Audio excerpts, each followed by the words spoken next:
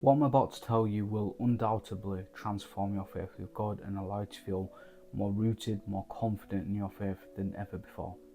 Now, it's not going to be the most glamorous video, but we're going to be talking Bible study. Now, this for me has been a journey in and of itself.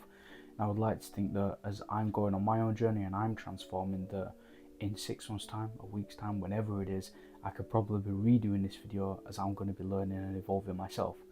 So let's talk Bible study. Why is this important? Now, especially on a day-to-day basis, the world that we live in now, whether that be Western, whether that not be Western, just regardless of whether you're at, age, gender, it could be anything, we live in a very busy and distracted world. We live in a very fast world in the sense that energy is currency. So you've got to think everyone from these big companies to influencers to people that run businesses, everyone wants your attention, which means that whenever you open your phone, whenever you get in your car and you put on the radio, you watch TV, the sole focus is to pull your attention away and get you to focus on the very thing that they're either selling, providing, or wanting to do. Now, this isn't necessarily always a bad thing. There are, it's human nature. I guess we want to watch things, consume things. That's that.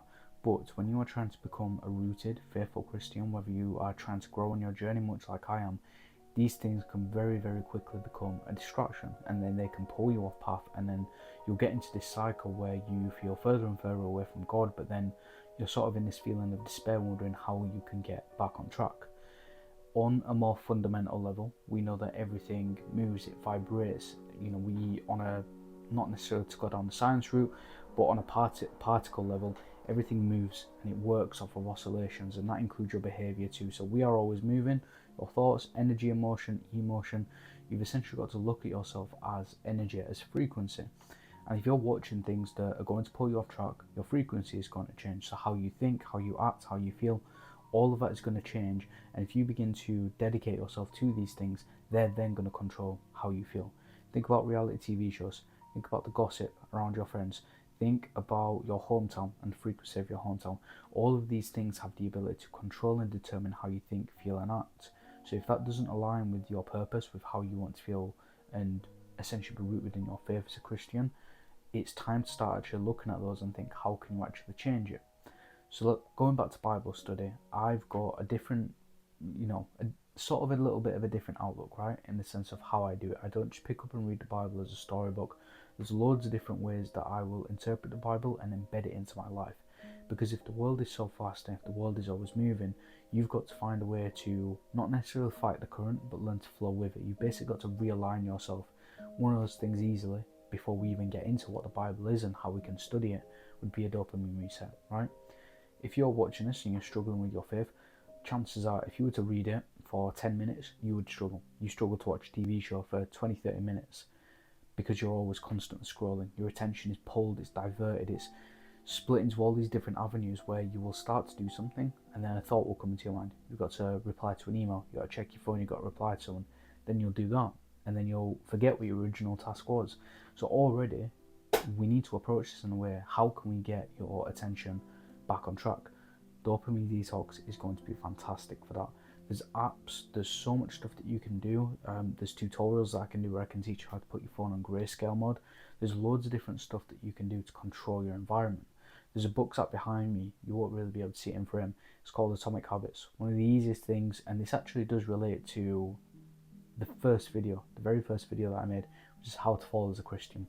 The point I want to make here before we get into this is learn to control your environment. Learn to control how you fall as a Christian. Don't be falling into the club. Don't be falling into the pub. Don't be falling into gossip. Don't be falling into low vibrational behaviours that are going to pull you out of alignment. Start to control your environment. Make it easier to do that. So if you've got to reduce your dopamine and essentially reset it, start going on your phone less. Sleep in it in a different room. Put it on the grayscale mode so the colours are not there to distract you, right? If you look at something that is black and white, it looks less appealing to look at, therefore you don't want to go on your phone. That is one of the most simplest things that I've implemented, and it's transformed my screen time. I still struggle, battle with it. I've been battling with it today, being truthfully honest. So again, I'm teaching you these things from someone that is implementing them actively on a day-to-day basis. And once you've essentially reset your dopamine, you can actually start to focus. You've got to pick up the Bible. So you want to start integrating it into your day-to-day basis. Most people think that you've got to dedicate hours and hours every single day. You've got to be this rooted scholar that is just, candlelight, lights are dimmed, and you're just truly engrossed in the Bible. It's rarely ever going to be like that, at least from my instances. So you've got to look at your life, and I would highly suggest you do an audit. Look at what you do for a living. Look at when you wake up. Look at when you sleep. Look at these times where you are idle. Look at these times where you would perhaps watch TV. And I would actually start to embed study time in. So start to plan your day out the night before. Best way to conquer a day is to start the day before it even begins, therefore you're getting a head start on it. So one thing that I always do is I always write down my day the day before, or at least what I can do in the morning. I cook my meals the night before or on the day. I do everything as early as I can to essentially be 1 or 2 steps ahead. Now that's not me trying to cheat reality, it's just me controlling my environment and controlling how I fall as a Christian. Next thing when it comes to Bible study is understand that it's not one-dimensional. Bible study is completely, it's multiple different things. One of the best things that I've done is go to a Bible study group. Super simple, but it allows you to surround yourself with other Christians, especially if you can get the right person leading. It's a really good way to learn and understand the Bible. One of the things, especially after my baptism, was first understanding the Bible and developing a relationship. Everything that I've done has been intuition, but then after that is learning how to read and consume the Bible, but then allow it to be your compass, allow it to be at the root of you as a person. That way then, what you'll find is that it will start to direct how you make decisions. You can start to think, oh, I read about that this morning, therefore I'm going to think like that today. So the next step for me was allowing the Bible to be a center part of my life, like almost like the mantelpiece. It's that first thing that I see, it's the first thing that I look at. And essentially then I'm able to interpret it a lot more easier, especially depending on which translation of the Bible that you're reading. It's very hard to actually understand it with the KJV version. So you've got to look at that and think, right, I'm busy at this time, I can't really do that, because if you're implementing at a time that is hard for you, what you'll find is that you will not really have much discipline about it. If you're doing it just before you set off to work, you're going to be rushing through it. You're not really going to get through it. It's not really going to sit with you. So look at a time when you're relaxed. Look at a time when you can implement some more rigor, some more discipline, and think, right, I'm going to wake up 30 minutes earlier just to get some study time in. So much of being a Christian is not about what you do, it's more so what you don't do. And it's looking at what you can unlearn to essentially relearn something new. So if you can replace an hour of scrolling with an hour of Bible study, an hour of just watching YouTube videos that are of course Bible centered, you'll then begin to make a lot more progress. But that aside, the practicalities aside, let's go now into the study aspect. How can you actually make it easier to study? Now what I have here, I have 3 different Bibles, right? So I've got my big study Bible. I'll go over what actually makes a study Bible. It's really, really good. Look at the size of it. I've then got a really small pocket Bible, which is this one here, which you'll have seen in some videos as well. And then I've got the first Bible that I bought, or I think this might have been the second one. There might be one more to my left. This is my other Bible. Now, the thing that makes all these different is the translation. So we've got different translations, there's multiple, but the 3 that I know, you've got your NIV, you've got ESV, and then you've got KJV. KJV is King James. Now, this is really good. I mean, it looks good, right? But the thing with the KJV version, it's perhaps one of the oldest translations, or the one I've seen that's the oldest. The thing with this is the English is not so much the English that we use nowadays, in the sense there's lots of ye's, there's a lot of like older dialects that we aren't necessarily familiar with, which can make it hard to understand. However, what you'll find is that in each translation, there will be scripture that is worded differently, and what I found is that the KJV is the most rooted and direct source, if that makes sense. So I would look at what translation is going to be best for you, but eventually you want to make a transition back to KJV, because that is where most of the impact is going to come from. That's really going to be how you're going to be able to interpret the Bible, right? Next one is this small pocket Bible. So this is very, very small, but it's still readable. It absolutely is still readable. I usually keep this in my car, in my suit pocket, in my bag. The thing with this is it's really good because it's portable, it's accessible. So I usually drive to work, I drive to the office, and I'll get there 10 minutes early, or when I'm driving home, 10 minutes after. You can just pick up this and just read it, right? So you can go to the gym and you can just read it. It's super simple. You can just pick up a page and read it. You're not necessarily having to lug a big book about. It's just accessible and it works. Now, I would definitely implore you to find a translation that you understand first, because that's going to be able to allow you to understand things. And perhaps the biggest one that I would find is get hold of a study Bible. Now this, what makes this unique is that where you've got actual scripture, you've essentially at the bottom, I know you won't be able to see it, you've got interpretation, so you've got extra, context behind it. So you can read something, not really understand it, but then the study Bible will essentially explain it and give it more detail. Really, really good. You'll also notice in this one that it has tabs. Now this is perhaps one of the simplest, most cost-effective ones. Tabs you can pick up for like £3-4. Really, really cheap.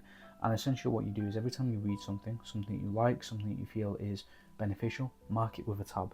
So I know that wherever I put a tab here, there is something of importance. So if I was to open this up now, and I can go to any different one, I will go to a blue tab. You can color code these as well.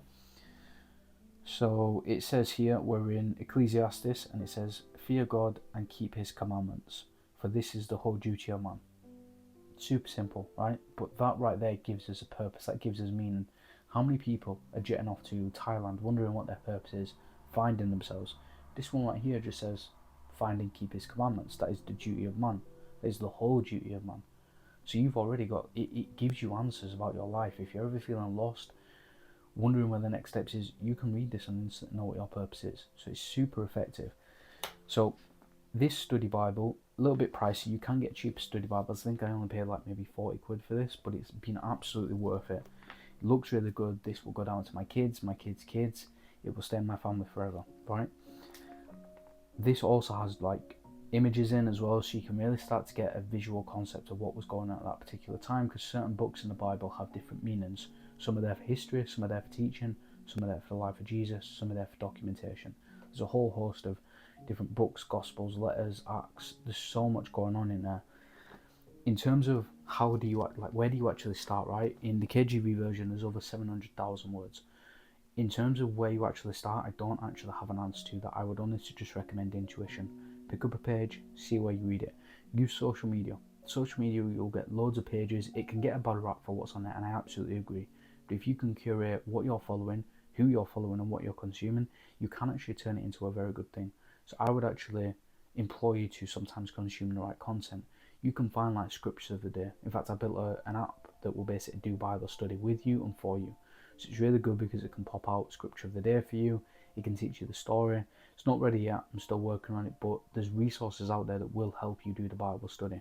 This is in a English standard version, so it's just something that I can understand, really get to grips with, and actually understand. I do like to read KJV as well, but it takes me a lot of brain power. The simple word would be, right? It takes me a minute to understand it. And the final one I'm going to round off of is just discipline. This is not easy to do. I always talk about in my videos, being a Christian is not an easy job to do, especially with how the devil works. The devil, you pick up this Bible, 10 minutes later you'll feel sleepy. Attention span rotted or not, you'll feel sleepy, you'll think of other things to do. That is the devil tempting you, trying to pull you off track. You have to have discipline when it comes to Bible study. I go to Bible study on Wednesday, Sunday service on a Sunday, usual time, and then I also try to do this every day. And being completely honest with you guys, I think I owe you that at the least. I haven't been studying this every day, which isn't the best at all. So I have an action now where I can set myself to a higher standard and start to work on being a better Christian by studying my Bible every day. There has to be discipline, because if there isn't discipline, there is no standard to withhold yourself to, and it's the least that we can do for what was sacrificed for us. So read it every day, find a translation that works for you, and I promise you, with time, you'll start to build a habit, and you'll get to a stage where not reading the Bible makes less sense than waking up an hour earlier and reading the Bible. It's a magical transformation.